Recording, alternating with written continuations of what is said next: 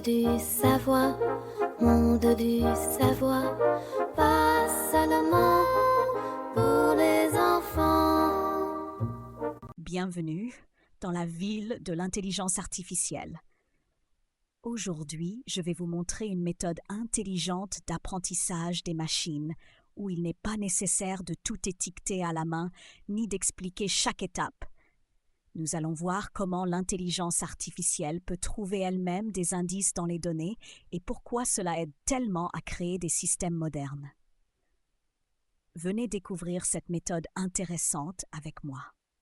Sur le pont des neurones, j'ai rencontré Holocaméléon et Mecha Tortue. Holocaméléon a dit que l'apprentissage autosupervisé fonctionne un peu comme si la machine regardait le désordre dans un tiroir, choisissait elle-même l'ordre gagnant, puis faisait comme si elle avait compris tout cela mieux que tout le monde depuis le début. Mecha Tortue a pensé que cela devait ressembler à un appareil qui cache lui-même un morceau d'image ou coupe une phrase.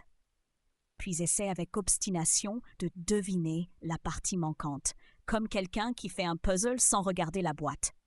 Leurs idées m'ont fait sourire, mais j'ai dû leur expliquer que, dans cette méthode, l'intelligence artificielle apprend vraiment à partir de données sans étiquette, car elle crée elle-même des tâches auxiliaires, non pas pour s'amuser, mais pour mieux comprendre les formes et les relations.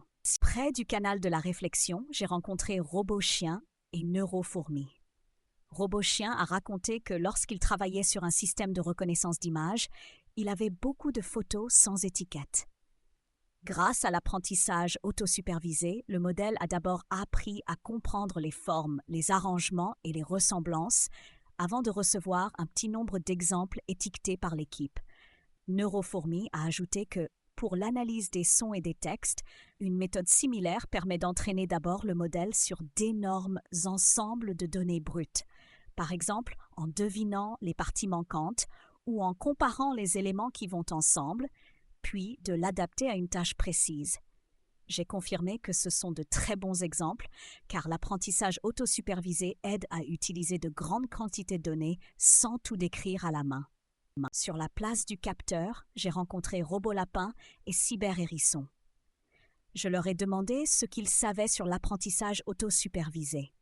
Robolapin a répondu que c'est une façon d'apprendre où l'intelligence artificielle utilise surtout des données sans étiquette et crée elle-même son signal d'apprentissage, par exemple en devinant une partie manquante d'une image, d'un son ou d'une phrase.